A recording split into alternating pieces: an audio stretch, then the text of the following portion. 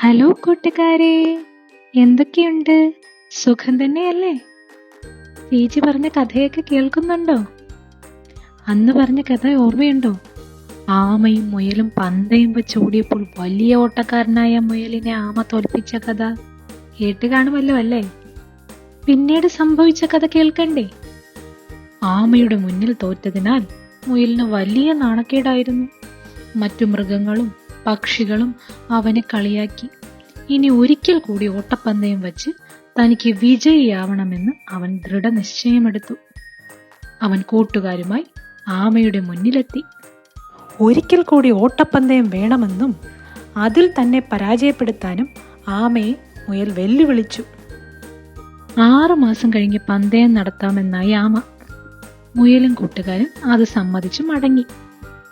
വ്യായാമം ചെയ്തും ജിമ്മിൽ പരിശീലനം ചെയ്തും ആരോഗ്യം നേടി മുയലിനെ തോൽപ്പിക്കാമെന്ന് കരുതിയാണ് ആമ 6 മാസത്തെ സമയം ചോദിച്ചത്. അന്നു മുതൽ ആമ പരിശീലനം തുടങ്ങി.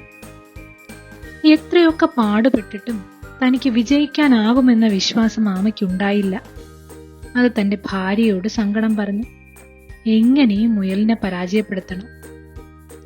ആമ പെണ്ണിനൊരു സൂത്രം തോന്നി. അവൾ അവന് ധൈര്യം നൽകി.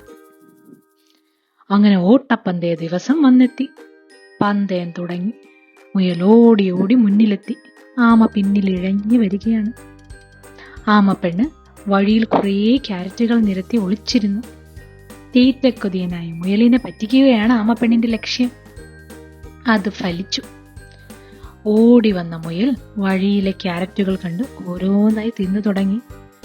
ഓട്ടപ്പന്തയത്തിന്റെ കാര്യമൊക്കെ മറന്ന് അവൻ രസം പിടിച്ച് തിന്നുകയാണ്.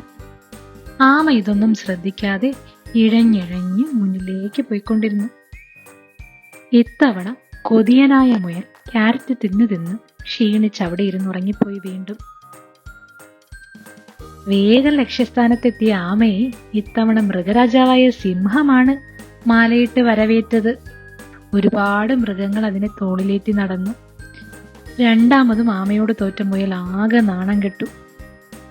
കൂട്ടുകാരെ, ജീവിതത്തിൽ വിജയം നേടാൻ നാം ആത്മാർത്ഥമായി പരിശ്രമിക്കുകയാണ് വേണ്ടത്. ലക്ഷ്യസ്ഥാനം മാത്രം മുൻനിർത്തി പ്രവർത്തിക്കുക. വഴിയിൽ കാണുന്ന ക്യാരറ്റുകൾക്ക് പിറകെ പോകാതിരിക്കുക. ഒരുപാട് കുറവുകളും പോരായ്മകളും ഉണ്ടാവും. എന്നാൽ അതെല്ലാം മറികടന്ന് ലക്ഷ്യസ്ഥാനത്തിന് വേണ്ടി അധ്വാനിച്ചു കൊണ്ടിരുന്നാൽ വിജയം നേടാനാകുമെന്നാണ് ആമ നമ്മെ പഠിപ്പിക്കുന്നത്. കഥ ഇഷ്ടമായില്ലേ? ചേച്ചിയുടെ കഥ ഇഷ്ടമായാൽ കഥയ്ക്ക് ലൈക്ക് കൊടുക്കണേ, സബ്സ്ക്രൈബ് ചെയ്യണം.